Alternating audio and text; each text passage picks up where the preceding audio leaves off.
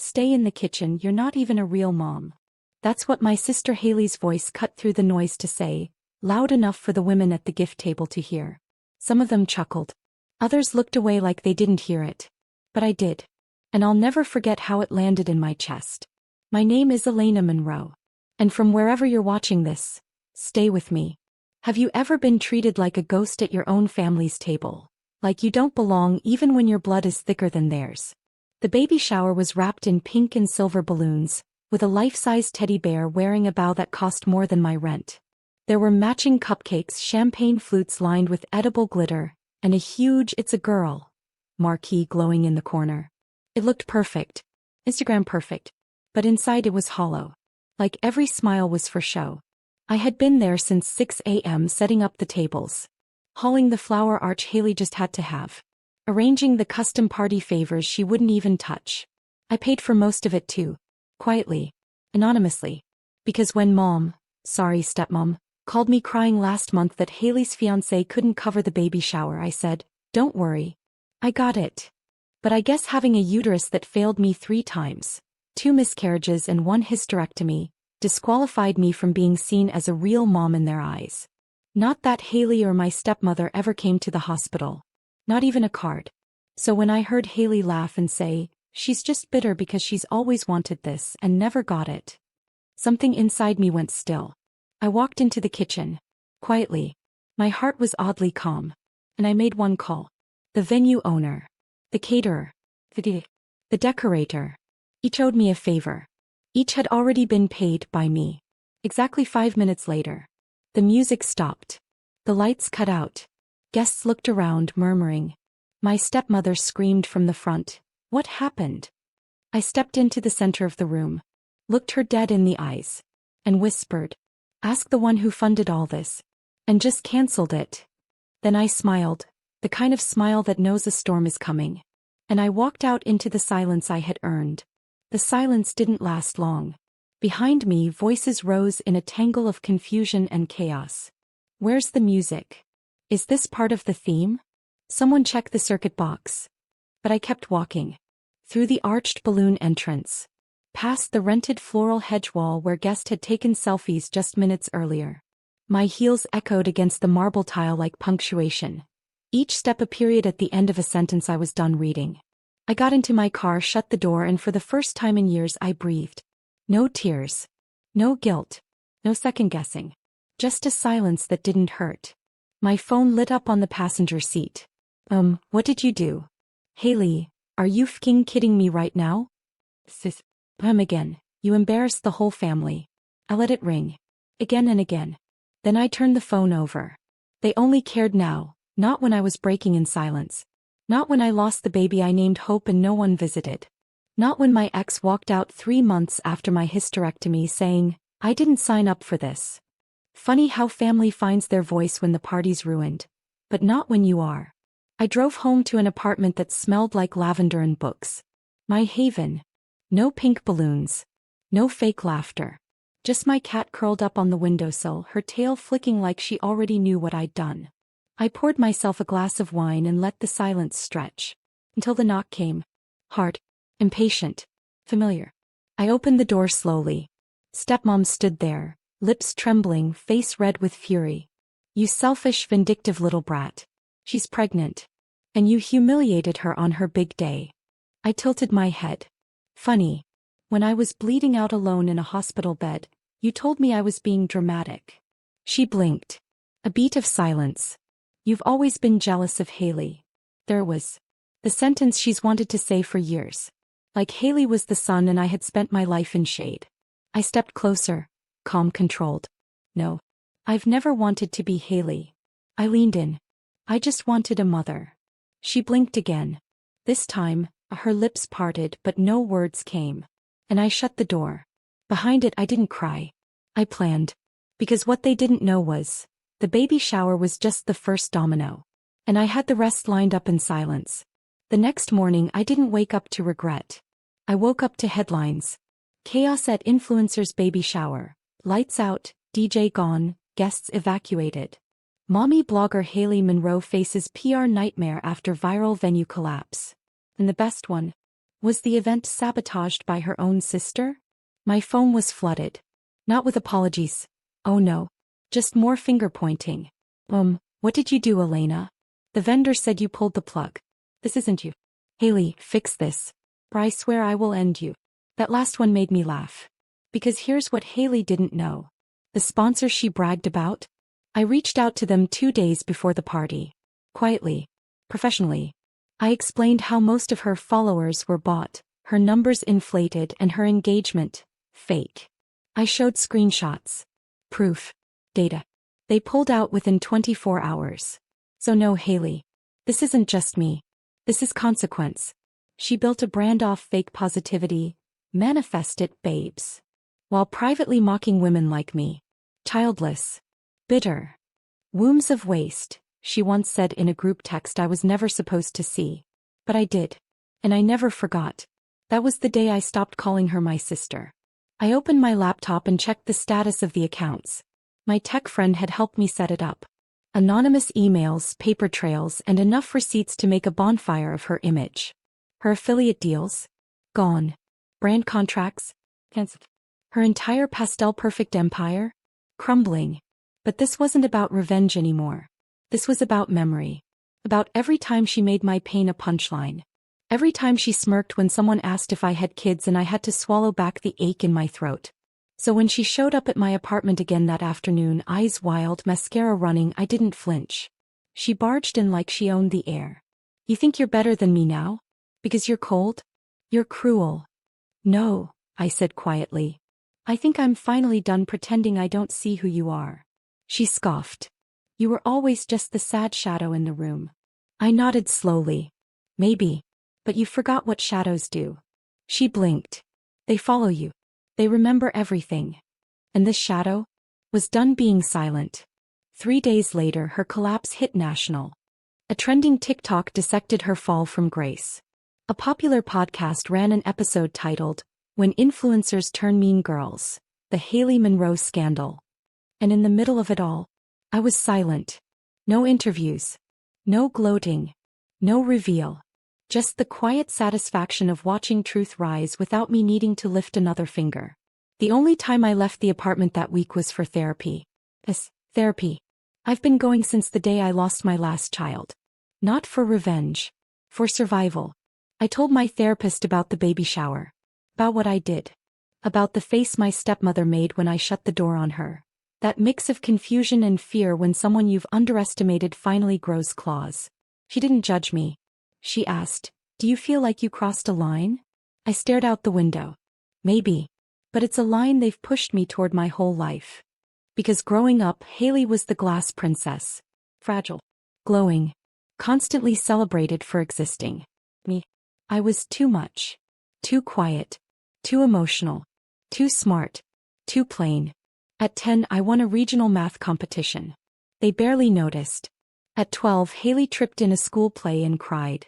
He got a cupcake party. That imbalance doesn't just go away. Calcifies. And one day it hardens into the kind of silence that doesn't cry anymore. It plans. I left therapy lighter. Not healed but clear. That night I got a call I never expected. That biological dad. Not stepmonster's husband.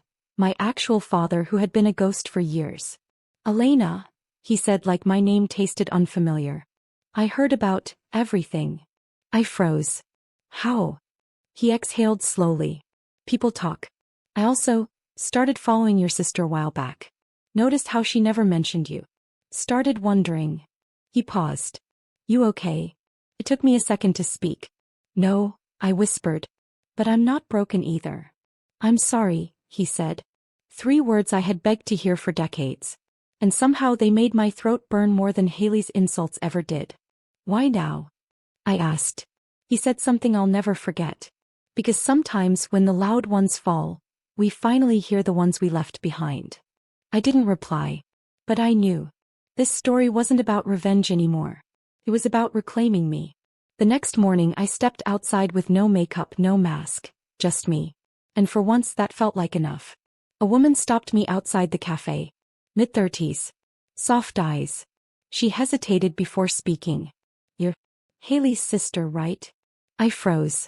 she continued, I just wanted to say, what you did took guts. I followed her for years and I always felt less like I was behind. But now, her voice cracked. Now I know I wasn't the problem. She touched my arm gently. Thank you. I stood there stunned. Not because of the recognition, but because for the first time in my life someone saw me not as Haley's sister, but as something separate. Something strong. When I got home I found a letter taped to my door. Not a text. A handwritten letter. From Haley. Her handwriting was rushed but the words were oddly neat. I don't expect forgiveness. I don't even know if I want it. But you won. You won. Everyone hates me. The brands are gone. The followers are gone. Even mom's embarrassed. But here's the thing, Elena. I was never built like you. You survive what would kill most people. I don't know how you do it. Maybe that's what I always hated. That you kept getting back up without needing applause. There was no apology. No accountability. Just acknowledgement. And oddly, that was louder. I sat down, letter in hand, and thought about the years I spent shrinking just to make others comfortable. About how grief carved me hollow, but never erased me. I didn't need Haley to fall to feel worthy. But in her fall I found a mirror. And I didn't see a villain staring back. I saw a woman who'd spent her whole life trying to be enough for people who were never full. That night I opened a private email I'd left untouched for years. The one with my drafts, my journals, my old blog. And I wrote a post titled, What They Never See, The Woman Behind the Wounds. No names. No drama. Just truth. And within hours strangers shared it. Hundreds. Then thousands. Not because it was perfect, but because it was real. And sometimes, real is louder than revenge. 2 days later I got an email. From an editor at a women's magazine I used to read during chemo. When I used to dream of writing for. Your piece moved me to tears. We'd love to publish it as a featured essay. And if you're open, start a column on grief, sisterhood, and healing. Think about it. We need voices like yours. I stared at the screen. Me. The woman who used to flinch when asked if she had kids? The woman who used to eat lunch in her car during family holidays just to breathe? I was being asked to speak, not because of Haley but in spite of her. Later that night my phone lit up. This time it was Haley. FaceTime. I answered. Her face was bare. No ring light. No filter. Just swollen eyes and a voice I barely recognized. I'm moving, she said. I said nothing. She added, not running, just leaving. I need to figure out who I am when I'm not performing. That was the first honest thing she'd said in years. I read your essay, she whispered. You were always the writer. I was just the echo. My throat tightened. She looked down. I don't expect you to forgive me. I just wanted you to know. I'm sorry. For the baby comments. For Mom. For acting like you didn't matter. Silence sat between us for a full minute. Then I said, you don't need to vanish to grow. But maybe this time grow without me. She nodded. Yeah. I think that's fair. Before she hung up, she added something I didn't expect. You were never the shadow, Elena. I was. The screen went black. And just like that, the rivalry ended, not in fireworks but in clarity. I walked to the window. My reflection stared back, soft, tired but alive. I used to believe survival was about holding on. But maybe it's also about letting go. Of needing to be understood. Of waiting for someone to say, you mattered. Because the truth is, I always did. And now the world finally saw it too. I submitted the essay series the next morning. 2 hours later they published the first one with the title, Invisible Daughters, What We Carry When No One's Looking. By nightfall it had over 1.2 million views. The comments broke me open. I thought I was the only one who felt this way. I'm crying in my kitchen. You just told my story. This isn't revenge. This is rebirth. And they were right. Because this was never just about Haley or my stepmother or what was taken from me in silence.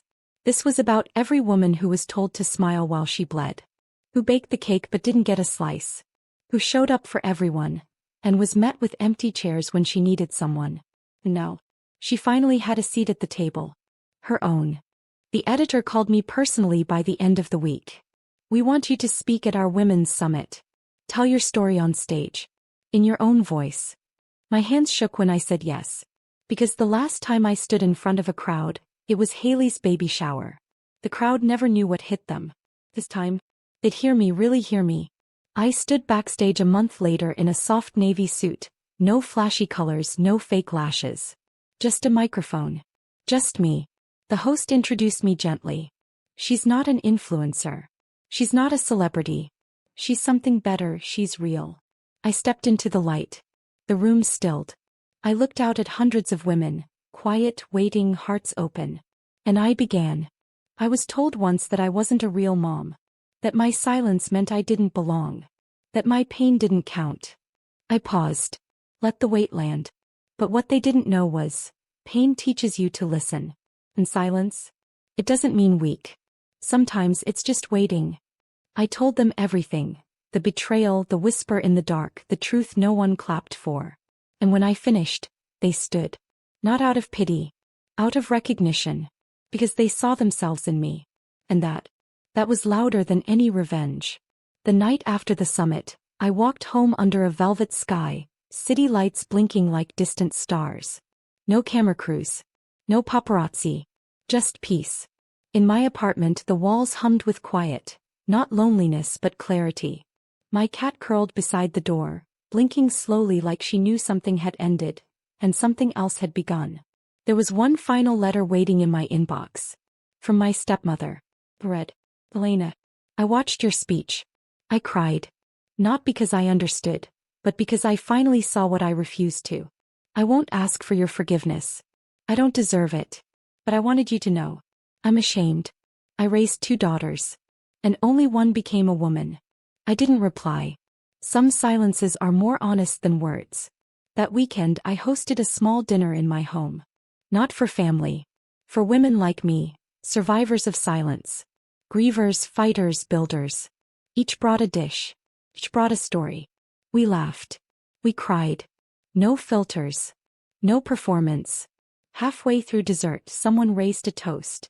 To the woman who turned pain into paper, and wrote her way out.